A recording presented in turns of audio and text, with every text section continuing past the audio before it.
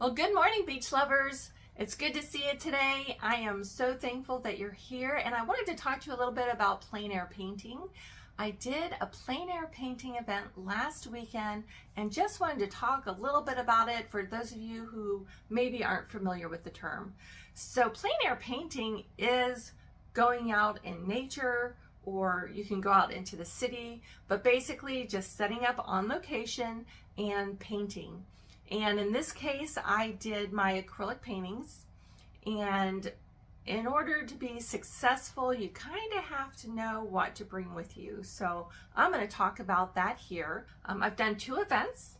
One of them was about 2 months ago, I guess, month and a half, 2 months ago, and I did a plein air painting event in Lake Mary. At this event, we were all at the same location. Everyone set up their easel in different places in the park. We set up in downtown Lake Mary. Now, I've been working on what's called urban sketching, which is a combination of watercolor, you could use pen or ink, and I use ink with mine. And the idea is to kind of get a location, get the buildings and the trees in with a wash, and then go back in with details later. And a lot of the details you sketch in with a pen. So that was my first plein air event, and I had a really good time at that. But I'll share with you a little secret.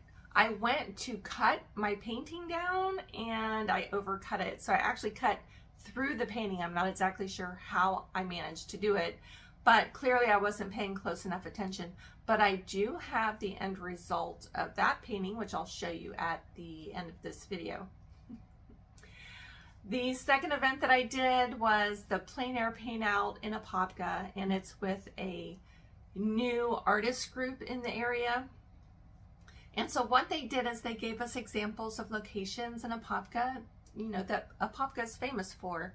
We could go to those locations and paint. I went to Magnolia Park, and instead of setting up in the park, I set up across the street where the boats can put in and where the playground is, and it was on Lake Apopka, and I actually found a really beautiful scene, set up my easel and my paints, and just had a good time out there painting. Of course, you got to watch for bugs. It's better to wear bug spray, which I didn't. I got really lucky.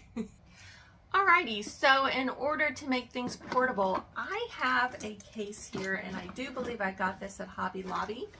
And what's nice about it is it's really easy to open. I have some small acrylic paints. These aren't my standard paints, but it's big enough I can put my big paints in there. And I bring my smaller brushes, and I keep them in like a little jar, and then it can fit here. And I was able to put all the paints that I need. If you're just starting, you'll probably want to bring a lot of paints. If you're more experienced, you may be able to limit your colors down to what you know you're going to need in that certain area. So if you're painting water and you're painting greenery, then you can scale it down. As you know, I'm still in the learning process, so I did bring a lot of stuff with me. I also recommend bringing paper towels, a small towel. I have some small hand towels that I bring with me, and keep in mind the reason to bring either a paper towel or hand towels is you're not going to be able to just dump your paint water into the grass or into anything, right? Because you're going to be out in the park. You want to take off as much excess paint as you can on your towels, and then rinse your brush in the water to get a clean brush to paint with. And you know, sometimes you got to be a little flexible with that. I take my paint water home and then I dispose of it here. For this particular event that I just completed, there was a competition, and knowing that I have a new series coming up that's involving the springs, I brought some decent sized canvases. So this was the smaller of the two sizes that I brought. I also brought a 16 by 20. I recommend bringing something a little bit smaller. Something more like an 8 by 10 that you can tuck away really easily. And you can even, this is a wood panel, but it has an edge. So I would actually recommend a thin wood panel with no edges that you can pack up. And then if you're doing oil paints, you would need something to separate the boards so they don't stick to each other. There are some really good resources on YouTube from some artists that have great ideas of how to do that. Should you decide to do plein air painting on your own, I do have a few recommendations. There are some things that I learned. So aside from, of course, keeping everything as compact as possible, you definitely want to bring a chair. I didn't use a chair because it was just one more thing to carry, and I brought it to one location, spilled water all over my chair, and then just didn't sit in it, and that's exhausting. So bring a chair. Definitely bring a chair. You definitely want to have bug spray with you, especially like at the springs. Aside from mosquitoes, we also have biting flies. So bring bug spray if you're in a location where they're going to get you. Wear a hat and sunscreen because you're going to be out there for several hours. I was at each location for about 5 hours. I wore a long sleeve shirt, or I was in the shade.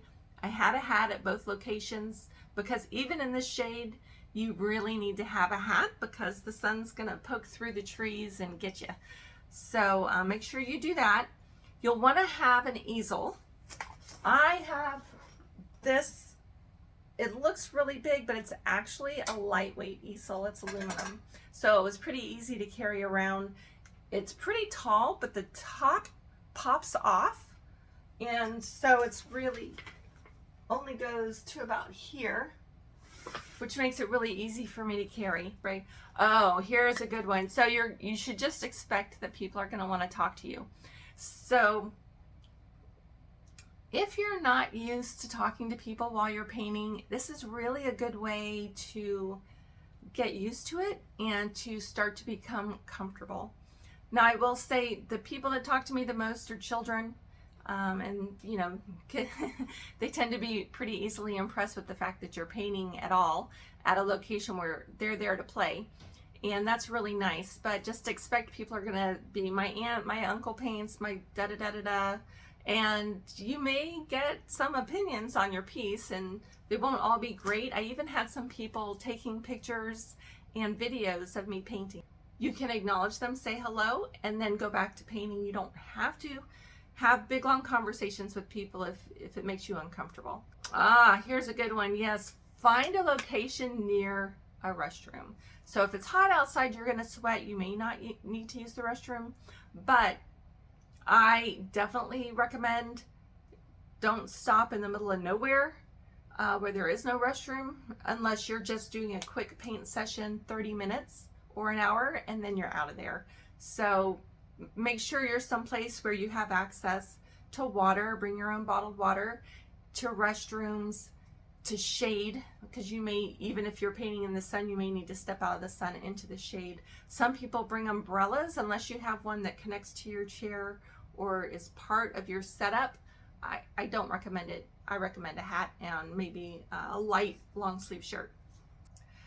All right, so to end up, I'm going to show you the two acrylic paintings. I'm just going to pop them up on the screen. I don't have them here with me. They are in a competition, and they're going to be in a show at Canson Coffee in Apopka. They'll be on the wall there. So if you live in Apopka, you should go and take a look at it.